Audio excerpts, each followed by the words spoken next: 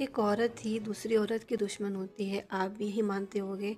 Because आपने भी अब तक ये सुना है और एक टाइम तक मैं भी ये मानती थी, बट अब ऐसा नहीं है।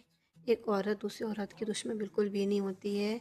ये उनके माइंड में है, ये उनके माइंड में डाला है मर्दों का। क्यों डाला है? कि उन्होंने इसलिए डाला बिकॉज़ वो ये बहुत अच्छे से जानते हैं कि फीमेल्स की विल पावर बहुत स्ट्रांग होती है, इमोशनली बहुत स्ट्रांग होते हैं। तो अगर ये दूसरे के सपोर्ट में आते हैं, भाई इनकी कौन सुनेगा, ये अपना कंट्रोल किस पे दिखाएंगे।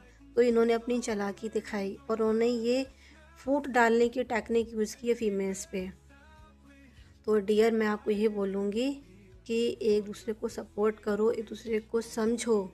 क्योंकि अभी एक सीरीज़ आ रही चिरैया, उसमें आपने देखा होगा कि अगर आपने एक फ़ीमेल को अपने प्रॉब्लम को दिल खोल के अगर अच्छे से बताया है, तो वो आपको ज़रूर समझेगी। ऐसा हो ही नहीं सकता कि आप किसी फ़ीमेल को, एक औरत को अपनी प्रॉब्लम कहो, वो ना समझे।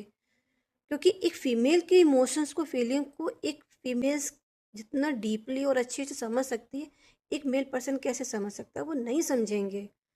तो मैं आपको यही बोलूँगी डियर कि अगर आपकी लाइफ़ में कोई फीमेल अगर ऐसी है, फिर चाहे वो आपकी मम्मी, आपकी मदर, आपकी बहन, बेटी, आपकी फ्रेंड, कोई भी पर्सन हो आपका जिससे बॉन्ड अच्छा बनता है, जो आपको समझते हैं, तो उनसे अपनी प्रॉब्लम को डिस्कस करो, उनसे शेयर करो। वो आपको अच्छे सॉल्यूशन देंगे, आपकी प्रॉब्लम को सुनेंगे, समझेंगे। और अगर आपकी लाइफ में ऐसा कोई पर्सन है, तो आप बहुत लकी हैं। तो मैं बस यही कहूँगी हर फीमेल से कि एक दूसरे को सपोर्ट करो, समझो, एक दूसरे के दुश्मन ना बनो। फिर वो चाहे कोई भी रिलेशन हो, फिर वो सास बहू का रिलेशन ही क्यों ना हो, नंद भाभी का रिलेशन क्यों ना हो, एक दूसरे को समझने की कोशिश करो। क्योंकि हर इंसान चाहता है कि उसकी लाइफ में एक ऐसा पर्सन हो जो उसको समझे। और औरत से अच्छा दोस्त एक दूसरी औरत का कोई नहीं हो सकता।